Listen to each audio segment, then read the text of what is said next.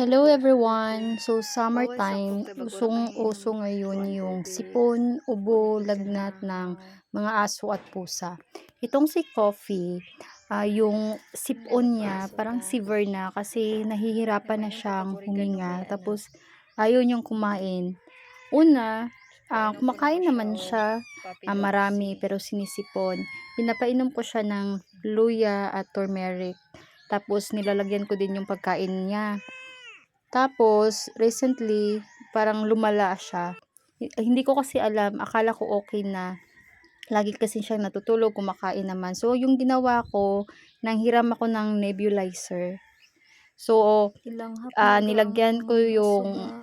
salbutamol Hivent, yung O ginamit maayo ka. ko. So, nilagay ko siya sa laundry basket, tinabunan ko ng kumot.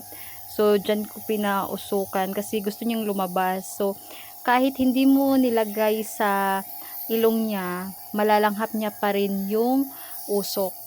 So, after this, bumahing siya. Tapos, nakapagsalita siya. Tapos, kasi, lagi naman kasi siyang nagsasalita nung nahihirapan siyang huminga.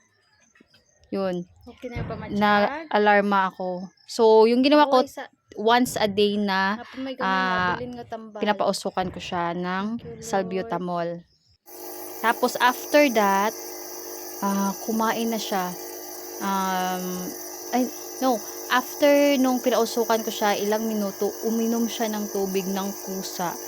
Tapos, ilang minuto, uminom naman siya. Tapos, um, uminom, pagka ilang minuto, uminom naman siya. Tapos, nagtago siya.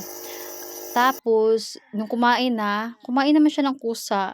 So, 3 days na pinapausukan ko siya.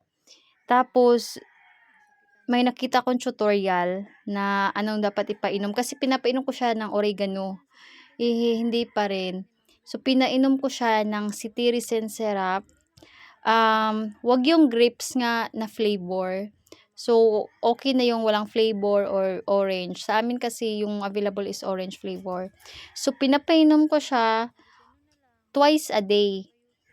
1 ml kasi 2 kilos si Coffee. Ito yung gamot. So, after 4 days, hindi na siya nahihirapang huminga, yung hindi na siya hinihingal. Effective talaga.